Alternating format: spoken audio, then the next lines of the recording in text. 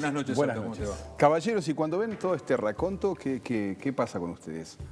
¿Cómo se sienten? ¿Qué desencadenó esta última polémica? No sé, y me parece que dedicarle más tiempo a ello es absurdo. Ajá. Creo que lo que tiene sentido sí es procurar entender dónde está parada hoy la educación, los planteos que en su momento se realizaron en la campaña electoral, las promesas y compromisos que se asumieron y el grado en el cual hemos podido o no avanzar en ellos. Sumándole a esto, intentar colocar nuevamente sobre la mesa alguna de estas propuestas y planteos que estaban, a ver si pueden ser parte del debate. Lo otro, para programas de humor está bien, para la discusión de, bueno, ¿por qué dijo esto, por qué dijo aquello? Me parece bien, pero cuando tenemos un 60% de chiquilines que no están terminando secundaria, Ajá. y somos, luego de Guatemala, Honduras y Nicaragua, el país con menos tasa de egreso de secundaria en toda América Latina y el Caribe. Cuando tenemos casi un 30% de chiquitines que no terminan el ciclo básico.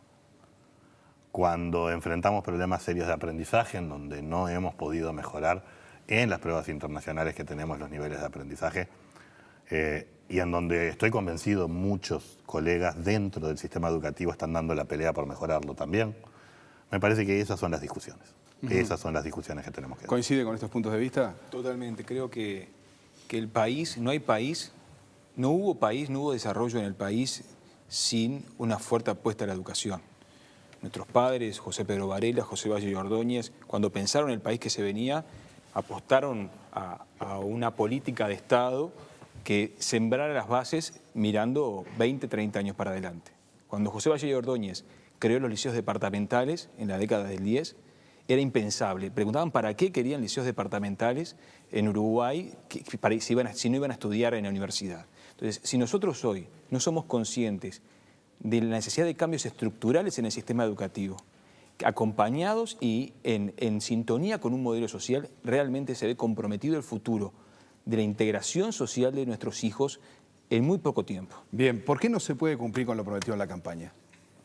Bien, ¿Por eso qué? a ver, yo creo que allí hay muchos factores que pueden estar incidiendo. La campaña electoral y las discusiones que se producen entre los diferentes actores políticos, porque no solo el Frente Amplio, para mí marcaban una ventana de oportunidades interesantes en el sentido de que surgían algunos acuerdos, algunas discrepancias, pero sobre temas sustantivos. La sospecha que todos teníamos, y me incluyo allí, es que el espacio político e institucional real para abordar un cambio estructural recién se estaba forjando. Es decir, no es que no había una madurez suficiente. La percepción que yo tengo, Juan Pedro la puede confirmar o no, en verdad, en el video que ustedes pasaban hay una declaración muy concreta de Juan Pedro en donde plantea eso, pero era algo que tanto yo como él sentíamos, es que esos espacios que parecieron abrirse y podían trabajarse hacia adelante se fueron cerrando. Se fueron cerrando por las decisiones que fueron tomando diversos actores con respecto a qué temas poner sobre la mesa, cuáles no. Ejemplos, por favor. Bueno, Ejemplos. la discusión A sobre los dos les preguntamos. la discusión sobre el marco curricular común, por ejemplo, Sí. la discusión sobre la integración del ciclo en primaria y medio básico, eran elementos que estuvieron claros en la campaña y que luego hubo decisiones, y acá no hay buenos y malos de nuevo, acá hay decisiones que toman los actores responsablemente creyendo que es lo mejor, que diciendo, esto es muy conflictivo, esto no es el momento de plantearlo, esto veamos otras cosas que tenemos que avanzar. Ahora, el argumento que creo que nosotros esgrimíamos y otros colegas también esgrimían es el desafío de un cambio estructural en la educación, el gobierno tiene que colocarlo sobre la mesa con todas sus letras. Luego habrá debate, pero no debemos a priori generar una autocensura con respecto a qué temas podemos colocar o no. Si este era el programa que llevábamos, estas son las propuestas que por lo tanto colocamos sobre la mesa. Y ser claros en que la base era el cumplimiento del programa del Frente Amplio, ¿no? Cuando el Frente Amplio plantea, en su programa, plantea la construcción de un famoso marco curricular común, de lo que se está hablando es de dotar una coherencia al sistema educativo desde inicial hasta la salida en la enseñanza media básica. E implica repensar la estructura del sistema educativo. Entonces, no estamos y hay un acuerdo multipartidario, esto que está refrendado, yo siempre digo en el punto 13 del programa, está refrendado por el conjunto de los partidos políticos, está refrendado por el Partido Colorado, el Partido Independiente, el Partido Nacional, hay un acuerdo nacional. Los sindicatos estarían absolutamente en condiciones de sentarse a pensar esa continuidad. Lo único que ha construido, desgraciadamente, ha habido una opción de priorizar las batallas tácticas puntuales a una visión estratégica global. Vos preguntabas si no se puede cumplir. Yo creo que se pueden cumplir, estamos a tiempo. El Uruguay está a tiempo, o sea, acá no hay catástrofes. Lo más dramático en la educación no es lo que ustedes pasaron recién. Lo más dramático es que los chiquilinos están aprendiendo. Ese es el problema, no son las pedradas. El drama cotidiano no es el que sale en el titular. El drama es cuando los muchachos dejan de ir al liceo, cuando tenemos el déficit de muchachos que se inscriben en el magisterio, cuando no tenemos maestros para cubrir los cargos, porque la profesionalización docente, que es la otra pata, está absolutamente descalabrada, porque no hay carrera docente, porque no hay una oferta que permita hoy a los miles de muchachos que pueden ingresar a la carrera docente integrarse a trabajar en ese espacio. Ese es un problema de los problemas reales, el cotidiano goteo y reconocer y acá el debate tendría, me parece a mí, es, por un lado, ¿aceptamos que hay una crisis estructural o no aceptamos? Ese es el parteaguas de la República en el aspecto educativo. Bien. ¿Aceptamos? ¿Se arregla poniendo planes paralelos, poniendo programitas para solucionar el problema de la repetición en tal lado, yendo a buscar a fulano de tal a tal lado en tal territorio? ¿O se arregla viendo el sistema en su globalidad? Para mí ese es el parteaguas y no es una cuestión de derecha a izquierda, no es una cuestión que pasa por definiciones ideológicas a priori. Es una cuestión que tiene que ver con definiciones de carácter republicano. Bien, ahora, hablando de definiciones, hay una definición previa en todo esto. Ustedes fueron los que trabajaron en las políticas educativas. No solo nosotros. No solo. Bueno, digo, pero fueron los que llevaron adelante, es decir, los más conocidos. Ustedes tuvieron un equipo que trabajaron con ustedes. Sí. Ok, a lo que voy es lo siguiente. Todos pensábamos que ustedes iban a ir al Codicen, por ejemplo, que es donde efectivamente se aplican las políticas educativas, y no al Ministerio de Educación y Cultura. Bueno, allí, digamos... Y ahí es donde de alguna manera se empiezan a generar los primeros cortocircuitos. Eso no era necesariamente así. Yo creo que el rol que Juan Pedro, yo podemos haber cumplido en el proceso de colocar temas en la agenda, de plantear propuestas programáticas, etcétera, no implicaba necesariamente que nuestro lugar natural tenía que ser el Consejo Directivo Pero de allí pueden Central. aplicar, pueden llevar adelante las políticas educativas. Lo que era importante era generar un equipo consistente que incluyera autoridades del Ministerio de Educación y Cultura y autoridades del Consejo Directivo Central y de los consejos desconcentrados. A ver, hay muchos actores que hoy se encuentran en los consejos desconcentrados que yo creo que abogan y están bastante de acuerdo con algunas de las líneas que se planteaban. Tal vez un poco menos en el Consejo Directivo Central, pero efectivamente es cierto. Es decir, el equipo de gente que nosotros teníamos en la cabeza para llevar adelante los procesos de cambio no es necesariamente el equipo que finalmente ocupó los cargos de autoridad dentro del Consejo Directivo Central y dentro de los consejos desconcentrados. Ahí vamos a las chacras que decía Juan Pedro. Pero eso no inhibe la posibilidad de seguir avanzando con un margen menor, posiblemente, en las transformaciones. Lo que pasa es que paso a paso fuimos dejando por el camino algunos de los postulados y elementos que nos habíamos planteado. Si efectivamente creemos que tenemos un serio problema en el tránsito de primaria a secundaria, ¿sí? Nuestra propuesta desde el inicio era ir hacia un modelo integrado que incluyera a los componentes del ciclo básico integrados dentro de lo que sería una educación básica comprensiva. Para dar ese paso hay muchas opciones que uno puede tener, pero las que no puede hacer es discutir un perfil de egreso de primaria y otro del ciclo básico. Hay que discutirlos en conjunto. Ajá, bien. Lo que en principio habría que pensar es pensar un modelo presupuestal conjunto. En aquellos casos en donde es posible, no siempre, modelos edilicios conjuntos.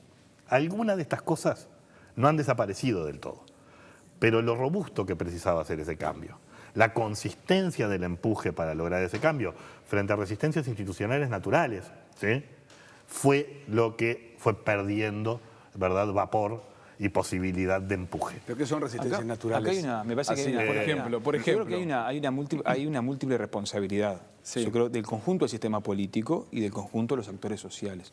entre los cuales estamos nosotros, ¿no? Nosotros somos militantes de la fuerza política, pero creo que el punto es que, hoy hablaban ustedes en la presentación, el reiterado tema de la educación.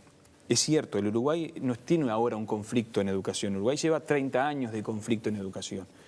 Entró Pibera a la ANEP, al Codicen en el 85 y empezó el conflicto. O sea, porque es tradicional que en las sociedades latinoamericanas un espacio de conflicto sea la educación, porque es una forma en la cual los sectores populares disputan espacios de cultura y espacios de poder. Es una mirada tradicional, me parece interesante, o que se da en Uruguay, se da en Argentina, se da en Brasil, se da en Guatemala, se da en Honduras, ¿no?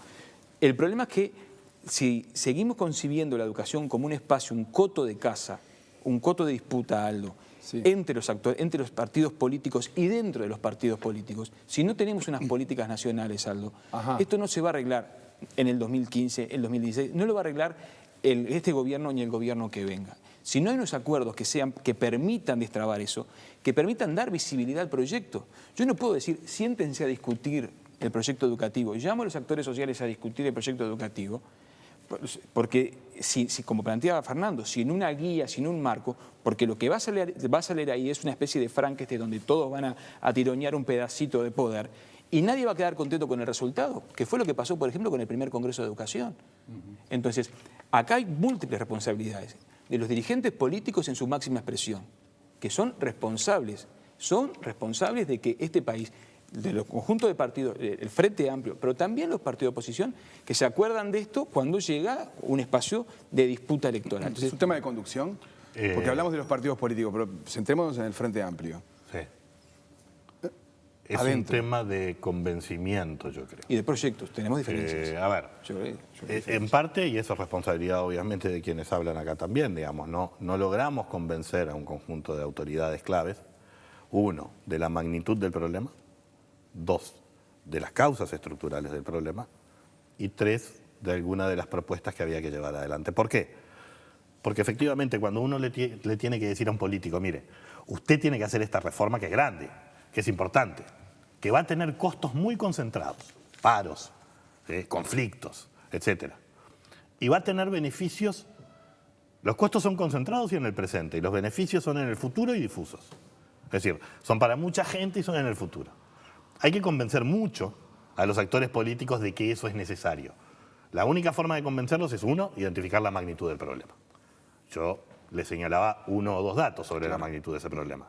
En términos comparados, Uruguay, hoy en la educación media, se ubica parecido a países cuyo PBI per cápita, cuyos niveles de pobreza, ¿sí?, son absolutamente peores que los que tiene Uruguay en este momento. Y sin embargo estamos allí, no estamos con Brasil, con Chile, con Argentina. Claro, pero las autoridades del gobierno no lo admiten. No admiten la crisis de la educación, no lo admiten bajo ningún concepto.